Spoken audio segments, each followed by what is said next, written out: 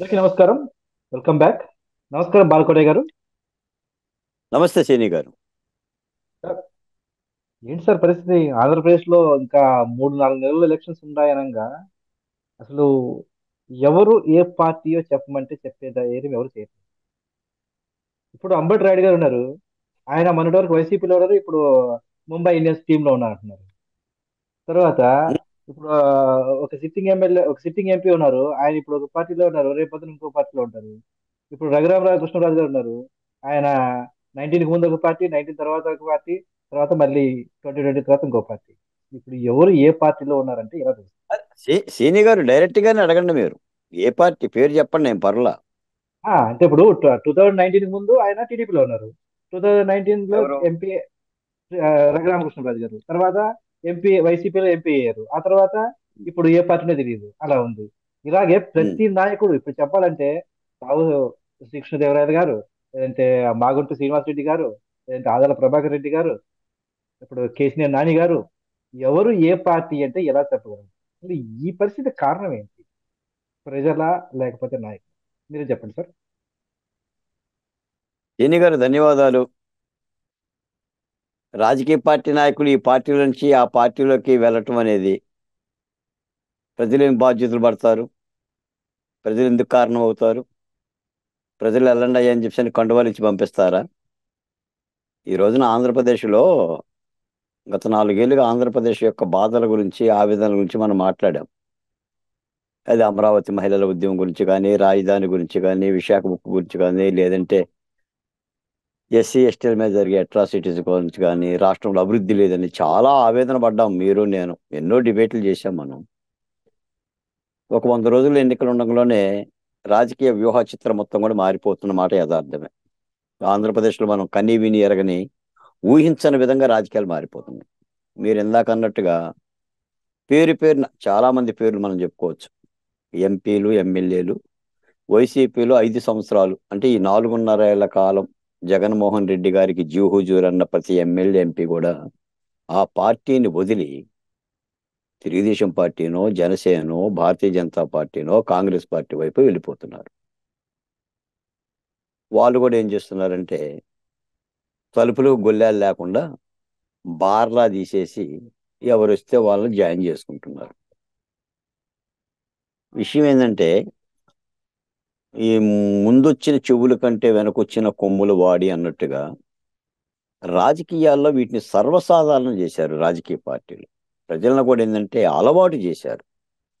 ఒక 25 ఏళ్ల క్రితం, 20 ఏళ్ల క్రితం రాజకీయాలు ఎలా ఉండేదంటే ఒక పార్టీ నుంచి ఇంకో పార్టీలోకి మారటం అంటే ఆత్మహత్య సదృశ్యంగా భావించేవాళ్ళు. అంటే చనిపోయిన వాడితో సమానంగా భావించేవాళ్ళు. సిద్ధాంతాలకే నిబద్ధతకి కట్టుబడి ఉండేవాళ్ళు తప్ప కండువాలు మార్చేవాళ్ళు కాదు, జెండాలు మార్చేవాళ్ళు కాదు. ఇప్పుడు కండువాలు మార్చకపోతే తప్పు, జెండాలు మార్చకపోతే తప్పు అనే దానికి వచ్చారు. ఇప్పుడు ఆ మాటకు వస్తే జగన్మోహన్ రెడ్డి గారు వైసీపీ పార్టీలో ఉన్న నాయకులందరూ ఎవరు? ఆ సోనియా గాంధీ గారికి సంబంధించిన నాయకులే. అచ్చంగా కాంగ్రెస్ పార్టీ నాయకులనే తెచ్చుకున్నాడు. వాళ్ళ అమ్మగారిని తిట్టిన వాళ్ళు ఉండారు, ఆయన్ని తిట్టిన వాళ్ళు ఉండారు, ఆయన కుటుంబాన్ని తిట్టిన వాళ్ళు ఉండారు. వాళ్ళనే మంత్రి పదవులుగా ఇచ్చాడు. మళ్ళీ వీళ్ళేం చెప్తారు? చంద్రబాబు నాయుడు గారు వెన్నుపోటు పొడిచిందని చెప్తారు. చంద్రబాబు నాయుడు గారు ఆ పార్టీ నాయకులకు ద్రోహం చేసిందని చెప్తారు. భారతీయ జనతా పార్టీలో తెలుగుదేశం పార్టీ వాళ్ళు భారతీయ జనతా పార్టీలో కూడా ఉన్నారు. ఇప్పుడు వైసీపీ షర్మిల గారు కాంగ్రెస్ పార్టీ పగ్గాలు అసలు మనం ఊహించలా. ఇప్పుడు షర్మిల గారు జగన్మోహన్ రెడ్డి గారిని ఇడిచిపెడతారని ఊహించలా. తెలంగాణకి వెళ్ళి ఒక రాజకీయ పార్టీ పెడతారని ఊహించలా. పెట్టిన రాజకీయ పార్టీని తిరిగి కాంగ్రెస్ పార్టీలో కలుపుతారని ఊహించలా. తిరిగి మళ్ళీ ఆంధ్రప్రదేశ్లో జగన్మోహన్ రెడ్డి గారికి వ్యతిరేకంగా జగనన్నకు ఎదురు తిరిగిన బాణంగా నిలబడతారని ఊహించలా. జగన్మోహన్ రెడ్డి గారు అమ్మగారు దూరం చేసుకుంటారని ఊహించలా. మళ్ళీ ఇప్పుడు తాజాగా అమరావతిలో రాజధానిలో నిలబడిన ఉండవల్లి శ్రీదేవి గారు తెలుగుదేశం పార్టీలోకి వచ్చి ఇలాంటి కండువా ధరించి చంద్రబాబు నాయుడు గారి పక్కనే ఉంటారని ఊహించలా. లేదా చాలా మంది, ఇంకా చాలా మంది అసలు వరుస పెట్టి పేర్లు చదివితే పెద్ద లిస్ట్ అయ్యేటట్టు ఉంది. ఇటువంటి పరిణామాలు జరుగుతున్నాయి. వీటన్నిటిని ఏంటంటే రాజకీయ పార్టీల నాయకులు ఇదేదో పెద్ద చట్టబద్ధంగా ఒక అలవాటుగా ఒకటే మాట అంటారు. వాళ్ళు ఏమంటారంటే, నువ్వు ఎందుకు పోతున్నావు ఆ పార్టీలో కంటే, సొంత ఇంటికి వస్తున్నానని చెప్తారు. వెళ్ళిపోయేటప్పుడేమో రాళ్ళేస్తారు, కర్రలేస్తారు, దుమ్మెత్తిపోస్తారు, నానా నీచంగా తిడతారు. మళ్ళీ వచ్చేటప్పుడేమో సొంత ఇంటికి వచ్చినట్టుగా ఉంది, అమ్మ దగ్గరకు వచ్చినట్టు ఉంది, అయ్య దగ్గరకు వచ్చినట్టుగా ఉంది. మరి చిత్రం బలారే విచిత్రంలాగా ఆంధ్రప్రదేశ్లో రాజకీయాలు యథార్థం అది. తీరు మార్చుకుంటున్నారు విపరీతంగా. ఈ పార్టీ వాళ్ళు ఆ పార్టీకి వెళ్తున్నారు. అట్లా జగన్మోహన్ రెడ్డి గారు ఎవరికైతే సీట్లు ఇవ్వనని చెప్పి ఆయన భీష్మించుకొని సీట్లు ఎట్టయితే దించేస్తున్నాడో, ఆ సీట్లు జరిగిన వాళ్ళందరూ కూడా వెళ్ళిపోతున్నారు. రెండోది ఏంటంటే, ఆంధ్రప్రదేశ్లో జగన్మోహన్ రెడ్డి గారి పార్టీ అడుగంటి పోయింది. ఇక దీని యొక్క కొలంలో నీళ్లు లేవు. ఈ నీళ్లు లేని కొలంలో మనం ఉన్నా కూడా రాజకీయ భవిష్యత్తు ప్రశ్నార్థకం అవుతుందనే వాళ్ళు దండం పెట్టే వాళ్ళు దండం పెడుతున్నారు, పక్క పార్టీలో చేరే వాళ్ళు పక్క పార్టీలో చేరుతున్నారు. శ్రీరామచంద్రయ్య చేరుతారని మనం అనుకున్నామా? దాడి వీరభద్రరావు గారు చేరుతామని అనుకున్నామా? నేనే విన్నాను, రాచమల్లు ప్రకాష్ రెడ్డి గారు, శివప్రసాద్ ప్రతాప్ రెడ్డి గారు, ఆ? శివప్రసాద్ రాచమల్ల శివప్రసాద్. శివప్రసాద్ రెడ్డి గారు దైవ దర్శనం అన్నా దక్కుతుందేమో కానీ నీ దర్శనం దక్కట్లేదని ఫ్లెక్సీ దగ్గరికి వెళ్ళిపోయి జగన్మోహన్ రెడ్డి గారి ఫోటోకి ఇలా దండం పెట్టేసేసి బాయ్ బాయ్ అన్నంట. కాపు చూడండి అసలు. రామచంద్రారెడ్డి గారు. అవును. కాపు కాపు రామచంద్రారెడ్డి. కాపు రామచంద్రారెడ్డి గారు. ఎంత దుర్మార్గం అంటే, మొన్న అమరావతి మీద మనం అరసవల్లి పాదయాత్ర చేసిన, దేవస్థానం పాదయాత్ర చేస్తే వీళ్ళు వేసింది ఏంటి, వీళ్ళు చెప్పింది ఏంటి? 3 రాజధానులు వస్తాయి, మడిసి ఎక్కడన్నా పెట్టుకోవచ్చు, మీరు ఎందుకు అమరావతి అమరావతి నిర్మించాలంటే 1,00,000 కోట్లు కావాలి, 2,00,000 కోట్లు కావాలి అని అన్ని అబద్ధాలు చెప్పారు. అమరావతిలో కమ్మోళ్ళే ఉంటారు, ఇంకో కులం వాళ్ళు ఉండరు, ఆ కమ్మోళ్ళు ఇతర కులాలను రానివ్వరు, అసలు వాళ్ళు మనుషులే కాదు, వాళ్ళకి 2 కాళ్ళు 2 చేతులు కూడా ఉండవు, ఇంకా ఎక్కువ ఉంటాయి. ఈ టైపులో జగన్మోహన్ రెడ్డి గారు ఏ పాట పాడితే ఆ పాటకి కోరస్ ఇచ్చారు, వంత పాడారు.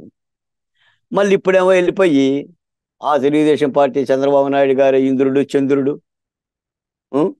అని చంద్రబాబు నాయుడు గారిని కొనియాడుతున్నారు, తిరిగి తెలుగుదేశంలో జాయిన్ అవుతున్నారు. ఎమ్మెల్సీ కృష్ణ శ్రీను అన్న అతను జనసేనలో జాయిన్ అయిపోయాడు.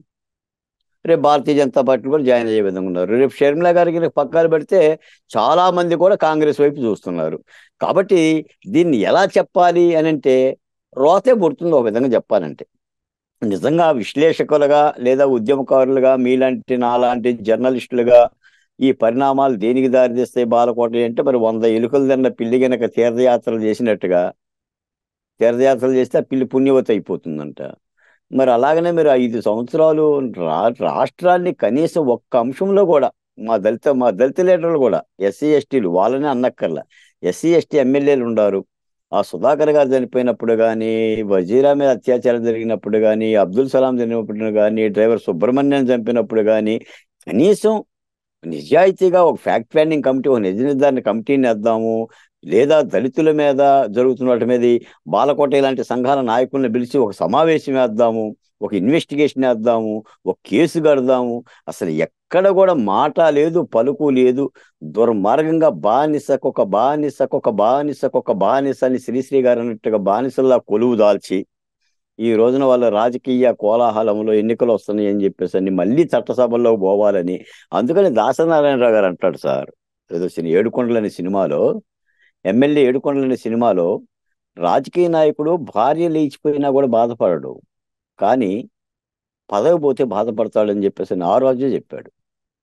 రావు గోపాలరావు గారు ఒక మాట అంటాడు, ప్రజలు పొయ్యి మీద ఉన్న పాలకొండ లాంటి వాళ్ళు, కింద మంట పెడితే పొంగిపోతారు, పైన నీళ్లు చల్లితే చల్లబడిపోతారు. నాకు తెలిసి మరి ఇదే జరుగుతుంది. ఇది చాలా విచిత్రంగా ఉంది. అంటే దీన్ని పరుషంగా మాట్లాడటానికి, గట్టిగా దూషించి మాట్లాడటానికి కూడా ఎలా మాట్లాడో కూడా అర్థం కావట్లా, ఎలా మాట్లాడాలో కూడా అర్థం కావట్లా. నిజంగా నిన్న తుళ్ళూరులో సభ జరిగితే, నేను అమరావతి శిబిరం సభకి వెళ్తే, ఈ రోజున తెలుగుదేశం పార్టీలో ఉండవల్లి శ్రీదేవి గారు అమరావతి ఉద్యమ నాయకురాలు అయిపోయింది. ఇంకో మెడలో ఇటువంటి ఆకుపచ్చని కండువా ధరించింది. మేమేమో వెనకబడిపోయాం. అమరావతి ఉద్యమ నాయకులు ఎవరంటే ఇప్పుడు బాలకోట కాదు, లేదా అమరావతిలో మహిళలు కాదు, ఆ? ఇలా అయిపోయారు. కాబట్టి మరి దీన్ని ఎలా స్వాగతిస్తారో మరి మనం అంటే రాజకీయ పార్టీల్లో మనం బాధ్యత పడి లేం కాబట్టి మనకు అర్థం కావడం వల్ల. కాకపోతే నిన్న నేను ఒక హెచ్చరికగా కూడా చెప్పాను. ఆమ్, మంగళగిరి తెలుగుదేశం పార్టీ ప్రధాన కార్యాలయంలో వైసీపీ పార్టీ గత ఏడాది చాలా దుర్మార్గంగా జోగి రమేష్ గారి ఆధ్వర్యంలో దాడి చేసి మంగళగిరి ప్రధాన కార్యాలయం తలుపులు బద్దలు కొట్టింది. ఆ బద్దలు కొట్టిన తలుపులు వీళ్ళు పెట్టుకోలేదు తెలుగుదేశం వాళ్ళు. తలుపులు లేకుండా అలాగనే ఉంది కార్యాలయం. దాంతో వీళ్ళందరూ లోపల పోతున్నట్టుంది. వాతావరణం అలాగనే కనిపిస్తుంది. నేను ఒక మాటే చెప్తాను శ్రీని గారు, మనం మనం ఎలాంటి పనిని చేస్తే, గత సంవత్సరం ఏ పనిని చేస్తే ఎలాంటి ఫలితాలు వచ్చాయో, రేపటి సంవత్సరం కూడా అలాంటి పనినే చేస్తే అదే ఫలితాలు వస్తాయని చెప్పేసని మీ ఎన్ఆర్ఐ చికాగోలో ఉన్న యలమంచిలి ప్రసాద్ గారు ఒక మాట చెప్పారు. అంటే మనం చేసే పనిలో, గత సంవత్సరం చేసిన పనిలో ఒక ఫలితం వస్తే ఇప్పుడు అదే పని చేసాం అనుకోండి, అదే ఫలితం వస్తుంది తప్ప మరో ఫలితం రాదు. ఇది రేపు 24 ఎన్నికలకు పనికొస్తుంది. 2019లో తెలుగుదేశం పార్టీ కానీ ఇతర ప్రతిపక్ష పార్టీ జనసేన కానీ ఏ పని అయితే చేసినాయో, అప్పుడు వాటికి ఏ ఫలితం వచ్చిందో, అలాంటి పనినే రేపు 24లో కూడా ఎంచుకొని చేస్తే మాత్రం అదే ఫలితం వస్తుంది. ప్రజా ఉద్యమాలను కానీ, ఆ ఉద్యమాలలో ఉండే బహుజన కులాలు లేదా ఉద్యమ నాయకులను గనక పక్కకు తీసుకోకోకుండా, పక్కన పెట్టుకోకోకుండా, వాళ్ళని జీవించకుండా మీరు చట్టసభల ప్రక్రియలో యుద్ధం చేస్తే ప్రజలు మర్చిపోరనేది నేను చెప్పదలుచుకున్నా. రాజకీయ నాయకులు వచ్చినంత మాత్రాన యావత్తు ప్రజలందరూ వాళ్ళు వెనకొస్తారని నమ్మినా, యావత్తు ఓట్లు మొత్తం వాళ్ళు వెనకొస్తాయని చెప్పి నమ్మినా అది దురాశ అవుతుంది, అది భ్రమే అవుతుంది తప్ప వాస్తవం కాదు. ప్రజలు వాస్తవాలు గ్రహిస్తారు. నిన్నేమిటి, ఇవ్వాలేంటి, రేపేమిటి అనేది. ఈ ఒరవడి గనక ఎక్కువైపోతే ఆయా రాజకీయ పార్టీల విశ్వసనీయత ప్రశ్నార్థకం అవుతుంది.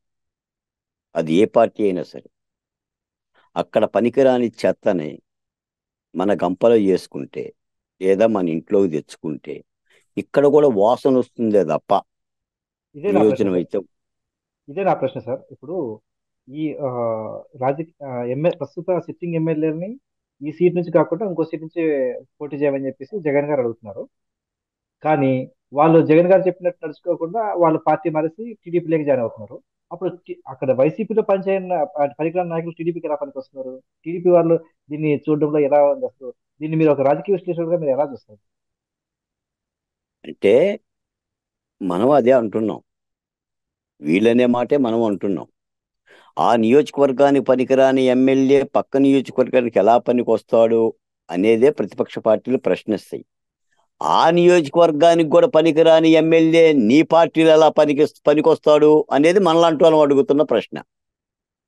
ఇక్కడ చెత్త అయినప్పుడు అక్కడ చెత్త అవుతుంది, మన దగ్గరకు వచ్చినప్పుడు చెత్త అవుతుంది. కాకపోతే ఏంటంటే విశ్వసనీయత కలిగిన కొందరు నాయకులు ఉంటారు, ఒక నిబద్ధత పద్ధతి కలిగిన నాయకులు ఉంటారు. ఆ నాయకులను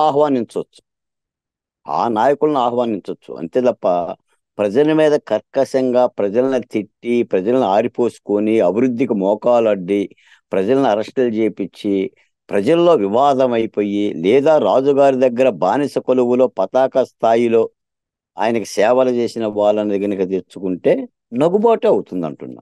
నగుబాటు అవుతుంది. కాకపోతే ఏంటంటే దీనిని యూనివర్సల్ చేశారు శ్రీని గారు. అంటే ఇవన్నీ ఎవరో చూడరు.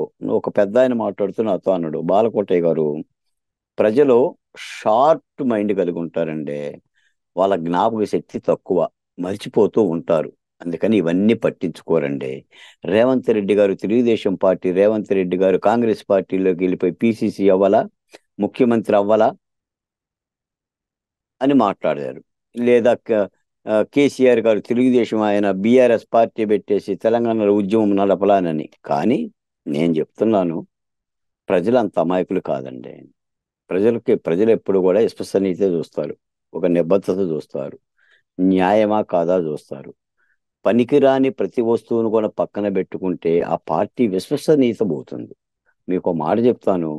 ఇప్పుడు 2019లో ప్రతిపక్ష పార్టీలకు సంబంధించిన ఎమ్మెల్యేలు చాలా మంది చాలా పెద్ద పెద్ద మెజార్టీలతో ఓడిపోయారు. మరి ఈ ఓడిపోయిన వాళ్ళందరికీ సీట్లు ఇస్తారా? ఇస్తే ఆ ఫలితం సక్సెస్ అవుతుందా? ఇప్పుడు గతంలో 40% 50% కొత్త వారిని ప్రోత్సహిస్తాం, తటస్థ శక్తులకు ఇస్తాం, ఉద్యమ శక్తులకు ఇస్తాం, కొత్త యువతరాన్ని రా కదిలిరా అంటే ఎవరు కదిలి రావాలి? పక్క పార్టీ వాళ్ళ ఎమ్మెల్యేలా, లేదా పక్క పార్టీ ఎంపీలా, లేదా సమాజంలో ఉన్న ఆంధ్రప్రదేశ్లో ఉన్న కొత్త తరం నాయకుల, ఎవరు కదిలి రావాలి? ఇవన్నీ ఆలోచిస్తారు ప్రజలు. ప్రజలు ఆలోచించరు. ప్రజలు మనం ఏది చేసినా శభాష్ అంటారు అనుకుంటే ఫలితాలు గత 2019 నాటి ఫలితాలుగానే ఉంటాయి. అందుకని మేమేమంటామంటే రాజకీయాల్లో ప్రజల యొక్క విశ్వసనీయత. ఇప్పుడు మొన్న ఒక మాట అన్నారు, జగన్మోహన్ రెడ్డి గారు ఒక ఎమ్మెల్యే సీటుకి 30 కోట్లు, ఎంపీ సీటుకి 120 కోట్లు వేలం పాట పెడుతున్నాడు అని. వేలం పాట పెట్టే లెక్క అయితే ఎమ్మెల్యేలు ఎందుకు? ఇప్పుడు ఆదాని పిల్లలను, రిలయన్స్ అంబానీ పిల్లలను, టాటా వారసులను పిలుచుకుని సీట్లు వచ్చు కదా. అదే పరిస్థితి ప్రతిపక్ష పార్టీలు కూడా రేట్లు పెట్టి అనుకోండి వేలం పాటలు. నువ్వు 25 తీసుకురా, 25 కోట్లు తీసుకురా, నువ్వు 100 కోట్లు తీసుకురా అని చెప్పేసి ఎక్కడి నుంచి తెస్తారు? ఎవరు తెస్తారు? ఎస్సీ నియోజకవర్గాల్లో ఎస్సీ అభ్యర్థుల యొక్క పరిస్థితి ఏంటి అంటే డబ్బుతోనే చూస్తారా? డబ్బు రాజకీయాలకు కావాలి, కాదు అని అనం. డబ్బునే చూస్తే ప్రజలు ఏం ఆశిస్తారు? వాళ్ళు అనుకుంటున్నారు డబ్బులుంటే గెలిచేస్తాం. డబ్బులుంటే గెలిచే లెక్క అయితే ఎవరి దగ్గర డబ్బులుంటే మరి గెలవాలి కదా. మొన్న మొన్న డబ్బులు చూసే ఓట్లు వేసారు, ప్రభుత్వాలు మారినాయా? అంటే డబ్బులుంటే ప్రభుత్వాలు మారిపోతాయా? అంటే కేసీఆర్ గారి కంటే ఎక్కువ ఉండే రేవంత్ రెడ్డి గారి దగ్గర డబ్బులు, లేదా కాంగ్రెస్ పార్టీ దగ్గర డబ్బులు కాబట్టే మారిందా? ప్రజల్లో మార్పు వచ్చిందా? ఇవన్నీ చాలా అంశాలు పనిచేస్తాయి శ్రీని గారు. అందుకని రాజకీయ పార్టీలు కొంత ఒక విధంగా చెప్పాలంటే ఆంధ్రప్రదేశ్లో గందరగోళంగా ఉన్నమాట యథార్థం. ప్రతిపక్ష పార్టీలు అయితే మేము గెలిచేస్తాం, ఇక మా గెలుపు పక్క అనే తీర్మానానికి వచ్చిన మాట కూడా యథార్థం.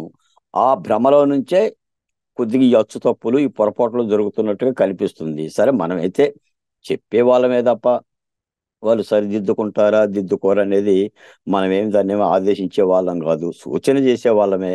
పరిస్థితి గందరగోళంగా ఉన్నమాట యథార్థం. ఒక పక్క వైసీపీ పార్టీలో ఎమ్మెల్యేలు అందరూ కూడా బయటికి పోతున్నారు, ఆ పడవ మునగటానికి సిద్ధంగా ఉంది. ప్రభుత్వ వ్యతిరేకత విపరీతంగా ఉంది. ఈ వ్యతిరేకత రావటానికి ప్రధానమైన కారణం ఆంధ్రప్రదేశ్లో జరిగిన మాలాంటి వాళ్ళు, మీలాంటి వాళ్ళు చేసిన ఉద్యమాలు తప్ప రాజకీయ ప్రతిపక్ష పార్టీలు అయితే కావు. కాకపోతే వాళ్ళు చేశారు, వాళ్ళనేమి మనమేం తృణీకరించటంలా. ఉద్యమాలు ప్రజల్లో మార్పును తెస్తాయి. ఈ రోజున అంగన్వాడీ టీచర్లు ఉన్నారు, 30 రోజులుగా రోడ్ల మీద ఏడుస్తున్నారు. వాళ్ళ చీరలు లాగారు, జుట్టు బట్టి పీకారు, ఎస్మా చట్టం ప్రయోగించారు. ఆ మహిళలు ఏం చేస్తారు? ఆటోమేటిక్గా ప్రభుత్వ వ్యతిరేకతతో ప్రతిపక్ష పార్టీలకు ఓటేద్దామని ఆలోచిస్తాయి. దీనికి కారణం ఎవరు? వారు చేసిన ఉద్యమం కారణం, అంతే తప్ప ప్రతిపక్ష పార్టీలు ఏదో ఉమ్, మంచి చేస్తాయి అని కాదు. యువతల అణిచివేస్తున్నారు కాబట్టి ఆల్టర్నేటివ్గా ప్రతిపక్ష పార్టీ వైపు చూస్తారు. ఆంధ్రప్రదేశ్లో ప్రధానంగా ప్రతిపక్ష పార్టీలు ఏవైతే ఉన్నాయో వాటికి హక్కును చేస్తారు. అలా అంత మాత్రాన నేను ఇష్టానుసారంగా ఉంటా, నేను ఎట్టబడితే అట్టుంటా, నేను ఓట్లు పెడితే వాళ్ళని నిలబెట్టేస్తా, మీరు ఓట్లు వేయండి అని అంటే అప్పుడు ఆలోచిస్తారు. కాబట్టి కొద్దిగా గందరగోళమైన పరిస్థితి మీరు అన్నట్టుగా గందరగోళంగానే ఉంది. అసలు ఎవరు పోతారో కూడా అర్థం కావట్లా. ఇటువంటి సిట్యువేషన్ వస్తుందని కూడా ఊహించరా. మరి ఆ జగన్మోహన్ రెడ్డి గారు మహానుభావుడు, మరి ఆయన మొత్తం పార్టీనే గొల చేసుకునేటట్టున్నాడు. మళ్ళీ పైగా ఏమంటాడు ఆయన? పూర్తి అబద్ధం. మళ్ళీ వైనాట్ 175, ఉండ 151 మంది ఉండవాళ్ళకే దిక్కు లేదు. మళ్ళీ వైనాట్ 175, వైనాట్ 175, ఈ యొక్క ఈ వీర డైలాగులు, పిచ్చి డైలాగులు. ఆ ఆ షర్మిల గారు కూడా ఇప్పుడు కాంగ్రెస్ పార్టీలోకి వస్తుంది, ఆమె వస్తుంటే ఆమె వెనక కుట్ర జరిగినట్టుగా, ఆ, ప్రతిపక్ష పార్టీలే షర్మిల గారిని అందులో చేసినట్టుగా కుటుంబ తగాదాలు పెడుతూ తగాదాలు పడుతుంది వాళ్ళు. అది రచ్చ రచ్చ రచ్చ, ఉత్సగా రాజకీయాలు ఆంధ్రప్రదేశ్లో మారిన మాట యథార్థం. కొద్దిగా బాధ కలుగుతుంది మీలాంటి వాళ్ళు పదే పదే నన్ను అడగటానికి బాధ కలుగుతుంది, నాలాంటి వాళ్ళము సూటిగా సమాధానం చెప్పడానికి కూడా బాధ కలుగుతుంది. కాబట్టి ఏదైనా సరే ప్రజలను వీడి, ప్రజా ఉద్యమాలను వీడి, ప్రజల్లో పనిచేసే నాయకులను వీడి గనక ముందుకు పోతే, గతంలాగానే పోతే, గత గత గత ఏడాది లాగా పోతే ఈ ఏడాది కూడా అదే ఫలితాలు వస్తాయి. కొత్తదనం లేకుండా, కొత్త మార్పులు లేకోకుండా ముందుకెళ్తే ప్రమాదంగానే ఉంటుందనేది అయితే నేనైతే చెప్పదలుచుకున్నాను. ఆ దిశగా ఆలోచిస్తాయని కూడా ఒక ఆశాజనకంగా మేము ఎదురు చూస్తున్నాం. ధన్యవాదాలు బాలకోటయ్య గారు. నేను ఎందుకు ఈ ఈ దీనికి ప్రజలు కూడా కారణమై ఉండొచ్చు కదా అని ఎందుకన్నానంటే, ప్రజలు ఏకదాటిగా తీర్పు ఇచ్చారు. ఏకపక్షంగా తీర్పిచ్చారు. 85% ఒక పార్టీకి ఇవ్వడం వల్ల ఆ పార్టీ ఇష్టం వచ్చినట్లు చేసి ఆ పార్టీ నాయకులు కానీ ఆ పార్టీ అధ్యక్షుడు కానీ ఇష్టం వచ్చినట్లు చేయడం వల్ల ఈ పరిస్థితి కారణం అనేది నా ఉద్దేశం అండి. చూద్దాం సార్. ఆ, మరి నిజమే శ్రీని గారు. ఇప్పుడు ప్రజాస్వామ్యంలో అప్పుడప్పుడు ప్రజలు ఒక ప్రభుత్వ పరిపాలన ఎక్కువ కాలం చూసిన తర్వాత కొత్త వాడికి అవకాశం ఇచ్చేటప్పుడు ప్రజా తీర్పు అలాగనే ఉంటుంది. 150 స్థానాలు ఇవ్వటం అనేది ఎక్కువే. ఎక్కువైనా కూడా ఏంటంటే ప్రభు అనేవాడు, ప్రభుత్వం అనేది ప్రజల్ని అండగా ఉండి ఆ బాసటగా ఉండి పరిపాలిస్తుందని ఆశాజనకంగానే ఓటేస్తాడు తప్ప వాడు వచ్చేసేసి మన నెత్తిని ఎక్కుతాడనో, మన రక్తాలు కళ్ళ చూస్తాడనో, 3 రాజధానులు పెడతాడనో, 25 రాజధానులు తెస్తాడనో, కోట్ల రూపాయలు అప్పులు చేస్తాడనో, లేదా ఋషికొండ గుండు కొడతాడనో, లేదా పరదాలు కప్పుకొని తిరుగుతాడనో ఇప్పుడు ఊహించాల. అసలు తెలుగు నేల చరిత్రకి ఇటువంటి పరిపాలన మేము చూడలా. చూస్తే జాగరూకతగానే ఉంటారు. అప్పట్లో కూడా ఎన్నికలప్పుడు 19 ఎన్నికలప్పుడు ఓ పక్కన తెలుగుదేశం పార్టీ అధినేత జగన్మోహన్ రెడ్డిని గెలిపిస్తే అమరావతి ఉండదో ఉండదో ఉండదో అని బల్లగుద్ది చెప్పినా కూడా ప్రజలు అదేదో రాజకీయ నినాదంగా అనుకున్నారు తప్ప నమ్మలా. జగన్మోహన్ రెడ్డి గారు ఏం చెప్పారు? అమరావతి ఉంటుంది ఉంటుంది ఉంటుందని చెప్పాడు. ఈ సందిగ్ధంలో అలాంటి పరిస్థితులు దాపురించినాయి. కాబట్టి కొద్దిగా చూసుకోవాలి. ఏదైనా ఏదైనా ప్రతిపక్ష పార్టీలు ఈ ఎన్నికల తరుణంలో, ఎందుకంటే ఒక మాట అయితే చెప్పుకోవాలి శ్రీను గారు, రేపు జరగరాని చారిత్రక తప్పిదం జరిగి మళ్ళీ ఫలితాలు గనుక తారుమారైతే రేపు ఏడవటానికి కళ్ళల్లో కన్నీళ్లు కూడా మిగలవు. కన్నీళ్లు కూడా ఇంకిపోయినాయి, ఇప్పటికే ఎండిపోయినాయి. ఇంకా కన్నీళ్లు కూడా రావు. తిరిగి ఆంధ్రప్రదేశ్ ఆత్మగౌరవంతో నిలదొక్కుని బతకాలంటే చట్టసభల ప్రక్రియలో ప్రతిపక్ష పార్టీలు సరైన దిశలో జాగరూకతగా వ్యవహరించాలి. లేకపోతే ఆ పాపం వాళ్ళదే అవుతుంది. ఇప్పటికే రాజకీయ పార్టీలు చేసిన పాపమే ఆంధ్రప్రదేశ్కి.